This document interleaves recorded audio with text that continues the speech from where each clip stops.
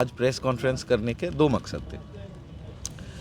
मकसद तो एक ही था कि पब्लिक को आपके माध्यम से सिर्फ बेगूसराय ही नहीं, आसपास के कई ज़िलों में जहां ब्लड कंपोनेंट्स की सुविधा उपलब्ध नहीं है, सब तक ये खबर पहुंचाना कि अब सिर्फ होल ब्लड ही नहीं, रेड ब्लड सेल अलग से, प्लाज्मा अलग से, प्लेटलेट अलग से, क्रायोप्रेसिपिटेट अलग से, ये सब चीज़ अलग अलग अब उपलब्ध है बेगूसराय में। तो जैसे पहले क्या होता था कि डेंगू के मरीज़ों को बेगूसराय या आसपास के ज़िलों में इलाज संभव नहीं था। नहीं संभव इसलिए था क्योंकि डेंगू में आपको भी मालूम है, सब पब्लिक जानती है कि उसमें प्लेटलेट की मात्रा गिर जाती है कई बार। तो अब प्लेटलेट के उपलब्ध होने से मरीज़ों को बाहर जाने की ज़रूरत नहीं पड़ेगी। बेगूसराय में डॉक्टर बहुत काबिल हैं, बहुत सक्षम हैं इलाज करने में। सिर्फ और सिर्फ प्लेटलेट की कमी की वजह से बेगूसराय के सारे डॉक्टरों को ऐसे मरीज़ों को बाहर भेजना पड़ता था। अब प्लेटलेट के उपलब्ध होने से सभी डॉक्टर अपने अपने अस्पतालों में ऐसे मरीज़ों का इलाज कर पाएंगे। हीमोफीलिया के बारे में बता रहे थे। जी हीमोफीलिया के बारे में बता रहा था कि हीमोफीलिया जैसी बीमारियां जहां पे क्रायोप्रेसिपिटेट की ज़रूरत पड़ती है, उसमें खून जमने का प्रॉब्लम होता है, तो जब क्रायोप्रेसिपिटेट चढ़ाया जाता है तो उसमें सुधार आता है। वो भी उपलब्ध अब हमारे यहाँ ब्लड सेंटर में उपलब्ध है। तो हीमोफीलिया के मरीज़ों को भी मैनेज करने में यहाँ के चिकित्सकों को, यहाँ के अच्छे फिजिशियंस को बहुत आसानी हो जाएगी। जैसा मैंने पहले कहा कि बहुत ही काबिल, बहुत ही एक्सपीरियंस्ड और नए जो भी चिकित्सक आ रहे हैं बहुत काबिल हैं। वो हर तरह के मरीज़ों का इलाज करने में सक्षम हैं। सिर्फ क्रायोप्रेसिपिटेट, प्लेटलेट, प्लाज्मा ऐसी चीज़ों की कमी की वजह से उनको काफ़ी सारे मरीज़ों को बाहर भेजना पड़ता था, अब नहीं भेजना पड़ेगा। इसका भी हमारे यहाँ व्यवस्था हो रहा है। टीपीए डेस्क भी खुल रहा है, तो उसके लिए हमको हॉस्पिटल लिखना बहुत ज़रूरी होता है।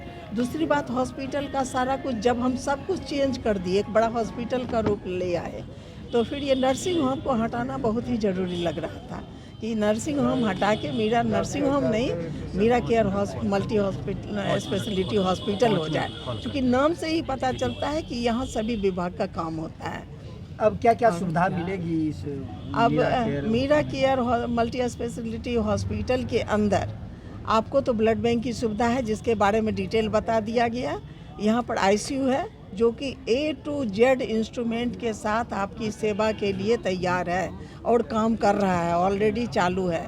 आप किसी भी विभाग का पेशेंट भेज सकते हैं, चाहे वो बर्न हो, ट्रॉमा हो, ऑर्थोपेडिक का केस हो, न्यूरो का केस हो। अभी सारे डॉक्टर्स हमारे यहाँ आते हैं और वो ट्रीटमेंट करते हैं। जिस विभाग का वो केस है उस विभाग का ट्रीटमेंट होता है आईसीयू में। और बर्न केस आया वो तो उसके लिए तो सर्जरी में डॉक्टर विजय है ही। और दूसरी बात बता दें, लेजर सर्जरी शुरू हुआ है। लेजर सर्जरी जैसे पाइल्स का ऑपरेशन आया, उसको चीर के ऑपरेशन करते थे। आजकल लोग नहीं चाहते हैं कि हमको चीरा पड़े, तो वो लेजर सर्जरी से होगा। ऑपरेशन कराइए, 2 मिनट में चलते फिरते घर जाइए, कोई प्रॉब्लम ही नहीं। तो ये सुविधा हुई। इसके अलावे आपको दवा दुकान अंदर में है, पैथोलॉजी देख रहे हैं, खूब अच्छा पैथोलॉजी आपको अंदर में दिए हैं। और डिलीवरी के लेबर रूम जो पहले था उससे अभी बहुत ज़्यादा चेंज हो गया है। अब लेबर रूम में भी ऑपरेशन थिएटर, जहाँ सिजेरियन होता है, सभी जगह न्यूबॉर्न का भी व्यवस्था कर दी। जैसे बच्चा हुआ, अगर सीरियस है, हम तुरंत उसको मशीन में डाल सकें, तो वो सारी व्यवस्था के साथ अब आपका ऑपरेशन थिएटर तैयार है। और पहले जो मीरा नर्सिंग होम का ऑपरेशन थिएटर था उससे अभी बहुत ही ज़्यादा चेंज हो गया।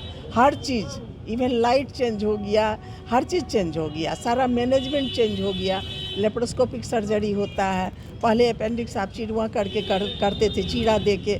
आज हमारे यहाँ लेप्रोस्कोप से हो रहा है। आज हुआ, कल छुट्टी, चलते फिरते आराम से पेशेंट जाए, कोई भर्ती होने की ज़रूरत नहीं। तो उसी तरह से आपको बचदानी का ऑपरेशन चीर के करते थे, 10 दिन एडमिट रहते थे। अभी लेप्रोस्कोप मशीन से कर रहे हैं और मात्र 3 दिन में छुट्टी, कोई रेस्ट की ज़रूरत नहीं। उसमें 3 महीना रेस्ट देते थे, इसमें मैक्सिमम 6 वीक्स रेस्ट, उसके बाद सारे काम कर सकते हो।